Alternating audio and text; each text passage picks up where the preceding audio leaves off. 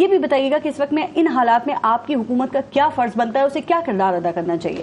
دیکھیں, گورنمنٹ کا فرض ہے کہ وہ چیزوں کو ٹھنڈا کرے, گورنمنٹ کا فرض ہے کہ وہ اپوزیشن کو انگیج کرے, اور میرے خیال سے وہ جو علی محمد صاحب نے ایک بڑی ایموشنل سپیچ کی تھی اس کے بالکل جواب میں پرائم منسٹر صاحب جو کہ کابینہ کے سربراہ ہیں, جو اس حکومت کے سربراہ ہیں, انہوں نے کھڑے ہو کے بڑے کھلے دل سے اور یعنی کہ کہہ لیں ایک ایموشنل انہوں نے بھی سپیچ کی کہ ہم چاہتے ہیں کہ ملک کی بقا ترقی کے لیے ہم مل کے کام کریں, آئیں بیٹھیں. شرائط ہیں لیکن نہیں دیکھیں انہوں نے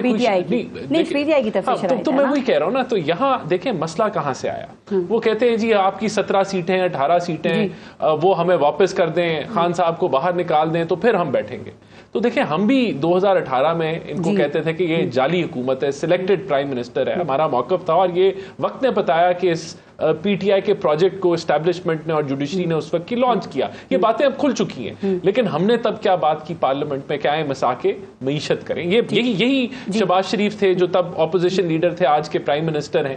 آج یہ اپوزیشن میں ہیں, آج وہ رول تبدیل ہو گئے, لیکن آج کے پرائم منسٹر وہ کہہ رہے ہیں کہ آؤ مل کے بیٹھے. سر لیکن جو انہوں نے شرائط رکھی ہیں ان میں سے کیا کوئی ایک بھی شرط نہیں ہے کہ اسے آپ پورا کر کے ایٹ لیسٹ آپ مذاکرات کا پروسیس تو شروع کریں نا, یا عمل تو شروع ہو. اگر وہ دو کہہ رہے ہیں کہ جی ہماری شرائط آپ دیکھ لیں, مینڈیٹ واپس کرو اور خان صاحب کی ریلیف کی بات کر رہے ہیں. یہ تو ان کا موقف ہے نا, یہ ان کے خیالات ہیں. جب آپ بیٹھتے ہیں تو پھر رستے نکل آتے ہیں. جب آپ نے بیٹھنا ہی نہیں, آپ کہیں ہم نے بیٹھنا ہی نہیں ہے, جب تک یہ ABCDEFG نہیں پورا ہوتا تو تب تو شرائط نہیں ہونا چاہیے. مطلب آپ بیٹھیں اور پھر وہاں سے رستہ نکالیں. دیکھیں کیا ہوتا اگر یہ کہتے ہیں ہاں ہم اس کو قبول کرتے ہیں, آپ کی آفر کو قبول کرتے ہیں پرائم منسٹر, ملک کی بقا کے لیے قبول کرتے ہیں, آئے کل بیٹھتے ہیں, تو پھر سارا بھار ہمارے اوپر آ جاتا. تو میں سمجھتا ہوں کہ انہوں نے سیاسی غلطی کی, تالی دو ہاتھ سے بچتی ہے. آج بھی پرائم منسٹر نے آفر کی اور بڑی ایک سیریس آفر تھی جو انہوں نے ریجیکٹ کر دی. مسئلہ صرف یہ کہ یہ بات چیت میں بلیو ہی نہیں کرتے ہیں. یہ نہیں آپ سے نہیں کرتے, ہمارے سے نہیں کرتے, جیسے آپ نہیں کرتے تھے نا, آپ کرتے ہیں لیکن آپ اس سے پہلے کہیں اور کر چکے ہوتے ہیں, معاملات بہتر کر چکے ہوتے ہیں. کس پولیٹیکل پارٹی نے یہ نہیں کیا؟ نہیں دیکھیں, ہم تو ایک چیز میں ہم نے مساک جمہوریت کی, ہم نے اپنے جو سب سے بڑے حریف تھے ان سے ہم ان کے ساتھ بیٹھے.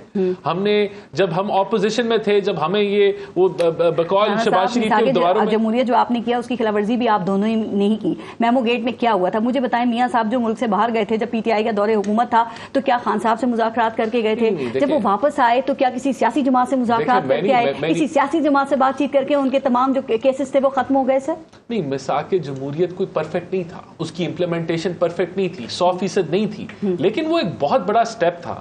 آپ نے 2008 سے 18 کی اسمبلی دیکھی, کتنی بڑی بڑی امینڈمنٹس ہوئی, کانسٹیٹیوشنل امینڈمنٹس ہوئی, مل کے کی اپوزیشن حکومت نے. وہ ایک ورکنگ ریلیشن شپ تھا, اس کو توڑا کس نے؟ خان صاحب نے. 2018 کے بعد وہ جو ایک اپوزیشن اور گورنمنٹ کا ایک ورکنگ ریلیشن شپ تھا جو جمہوریت کے لیے اہم ترین ہوتا ہے, اس کی بنیادیں ہلا دی. اس وقت جو ایشوز ہیں, جو میں نے اداروں کی بھی بات کی تھی, میں اگر مخصوص نشستوں کا اس وقت چونکہ فل کورٹ ہیئرنگ ہو رہی ہے, ججز کے ریمارکس بھی آپ سن رہے ہیں, تو سر کیا یہ زیادہ بہتر نہیں تھا کہ یہ مخصوص نشستیں جو آپ لوگوں نے لی خود ہی لینے سے حکومتی اتحاد انکار کر دیتا تو صورتحال بہتر ہوتی؟ دیکھیں میاں صاحب آج بھی کہتے ہیں کہ 2013 میں ہم نے پی ٹی آئی کو خود خیبر پختونخوا میں حکومت بنانے دی, تو جناب 2024 میں بھی آپ ان کو مخصوص نشستیں لینے دیتے. آپ کے لوگوں نے بڑھ بڑھ کے پہلے جا کے کہا ہمیں دے دو, ہمیں ملنی چاہیے. بات یہ ہے کہ جب آپ قانون کے تقاضے, رولز ریگولیشنز فالو نہ کریں اور پھر آپ کہیں کہ پھر بھی ہمیں جو ہے وہ گڈ ٹو سی یو ہو جائے اور ہمیں پھر بھی فیور ملے, ایسے نہیں ہوتا. ہمارا جو موقف ہے الیکشن کمیشن نے اس کی تائید کی, ہمارے موقف کی پشاور ہائی کورٹ نے تائید کی.